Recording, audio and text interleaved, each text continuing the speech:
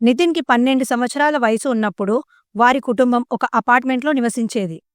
వారు మూడవ అంతస్తులో ఉండేవారు.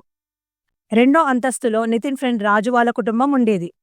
రాజు అమ్మగారు రాధ మరియు నితిన్ అమ్మగారు దీప మంచి స్నేహితులు. ఆ అపార్ట్మెంట్‌లో నివసించే వారందరూ మంచి ఫ్రెండ్స్‌గా కలిసిమెలిసి ఉంటారు. ఒకరోజు నితిన్ వాళ్ళ అమ్మ తన చీరను ఆరేస్తుంది. అయితే మీకు తెలుసు కదా, చీర పొడుగ్గా ఉండడం వలన రెండో అంతస్తుకు చేరుకుంటుంది. అదే సమయంలో రాధ చీరను లాగి దీపను ఆట పట్టిస్తూ ఏదో పాట పాడుతూ ఉంది. తరువాత కొద్దిసేపటికే వారు విన్న దుర్వార్త వారికి భయం మరియు గందరగోళం కలిగించింది. ఆ రోజు ఉదయాన్నే రాధ తన సొంతూర్లో ఆత్మహత్య చేసుకొని చనిపోయింది. మరి ఎలా దీప మధ్యాహ్న సమయంలో రాధ గొంతు వినగలిగింది? ఇంకా తన చీరను ఎవరు లాగారు? ఇప్పటికీ దీపకు, నితిన్‌కు మరియు వారి కుటుంబ సభ్యులకు ఇంకా అర్థం కాని భయానక సంఘటన.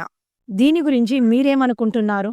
రాధ ఆత్మ తన స్నేహితురాలితో ఆటలాడి పాటను వినిపించిందా?